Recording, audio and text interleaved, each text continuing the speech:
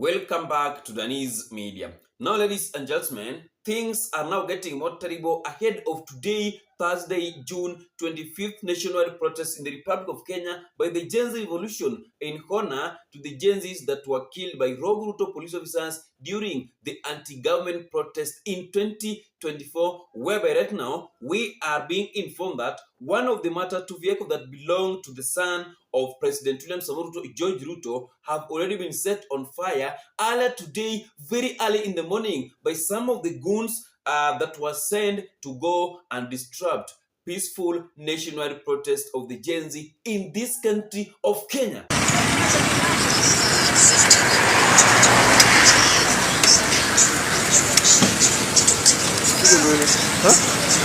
Huh?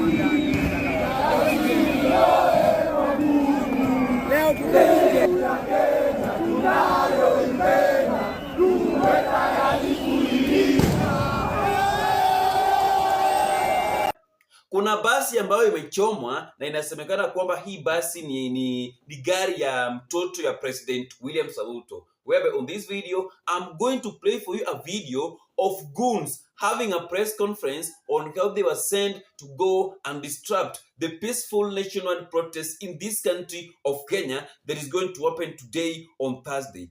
I keep on reminding on this platform that always ignore what Gachagua is telling you at your own risk. Youth for unity. One love. Youth for unity. One love. Tunasema kesho kuna maandamano. Watu wanataka kwenda kupiga maandamano yao wanapiga. Wacha bwana president atutume tukupata kujaribu kitu yenyewe tutatuambia ni kazi gani unafanya. Kama ni aje.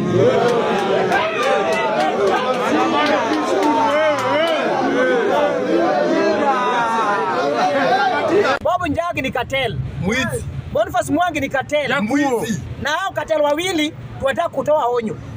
Tukiwapatana nyinyi Islam popote wa CBD ni mbaya. Mikwajo. Ni mbaya. Kibondino. Mikwajo. Tutakupiga. Hatuna kubali Bobo Njagi hata.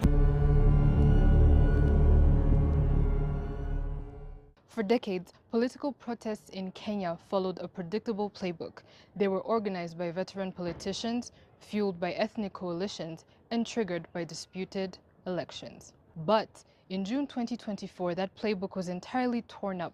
A completely partyless, leaderless, and tribeless Gen Z movement mobilized online, bypassed traditional political parties, and marched against the Finance Bill 2024. The escalation on June 25th, often referred to as Black Tuesday, did not just happen overnight. It began entirely online before spilling onto the streets. Before anyone marched, everything began on X, TikTok, and Instagram. Young Kenyans began dissecting the Finance Bill 2024 weeks before. Content creators translated the complex tax clauses into simple viral videos, breaking down complex jargon and explaining how the taxes were directly going to affect ordinary citizens. Politicians dismissed the push as idle talk and said it was just online noise.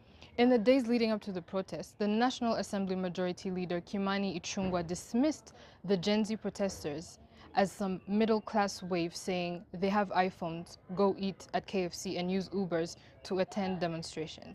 Wanatoka maandamano, wanaingia KFC kukula kuku na minofu.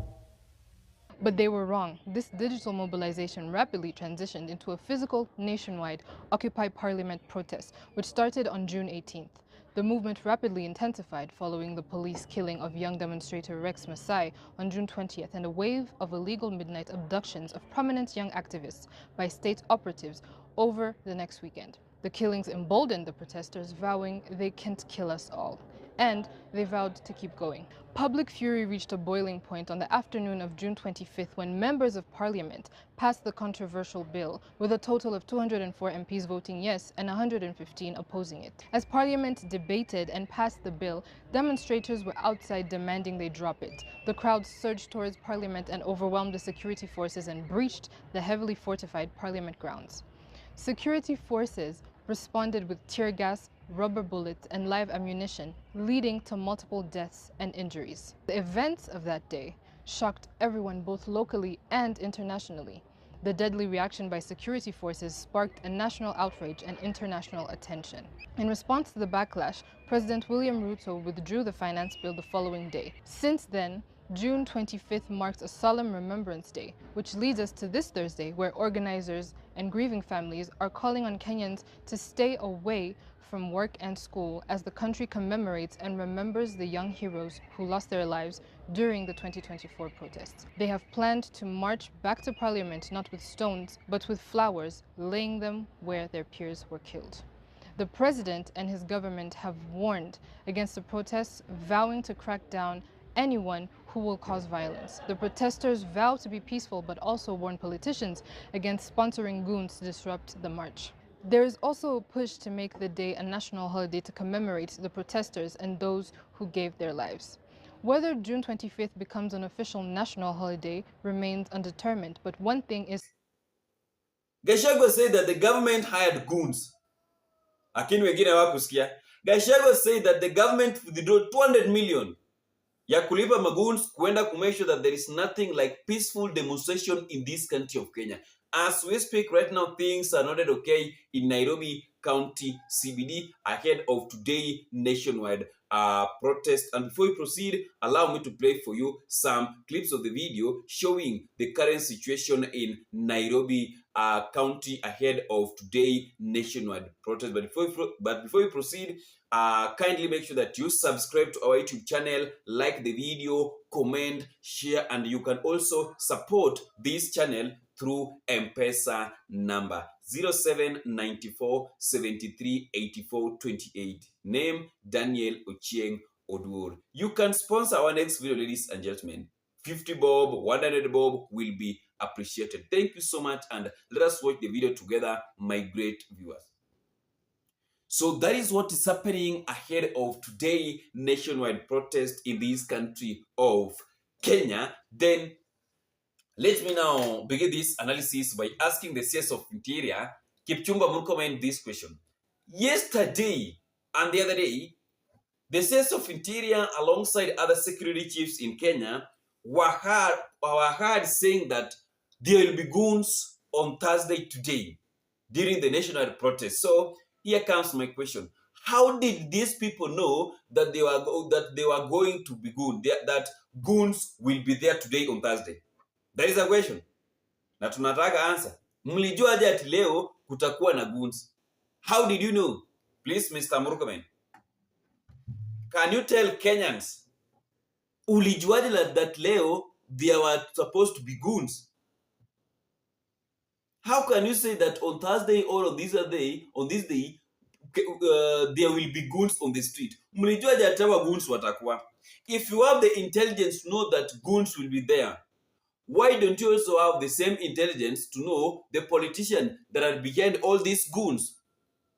Yesterday, I played for you a video here of one Kenyan, of a goon, confessing on how they should be given a job by the governor of Nairobi County, Johnson Sakaja, and William Ruto, alongside the PS of Interior, Raymond Omolo, to make sure that they deal with the peaceful protesters in this country of Kenya. Sijana niliwachezea video hapa. Ama sikuwachezea video. I played for you a clip of the video showing on how goons were confessing while warning the Gen-Zs ahead of today national protest. Mwache kutupima akili bwana. Murkomen, how did you know that today goons will be available in Nairobi, in Kisumu, in Mombasa, and other parts of the county in this country of Kenya that might go to the street to protest in honor to the Gen-Zs that were killed by rogue Ruto police officers during the anti-government a protest. Thank you so much, and may God bless you, ladies and gentlemen, for taking your time to listen to our update concerning what is happening in Nairobi County ahead of today nationwide protest in this country of Kenya by the Gen Z revolution. Asanteni sana na Mungu azidi kuwabariki. Make sure that you subscribe on my YouTube channel, like my videos, comment on them, share them. Then don't forget to turn on notification bell for more updates daily. Asanteni sana na Mungu awabariki nyinyi wapenzi watazamaji wa Daniz Media. Bye bye.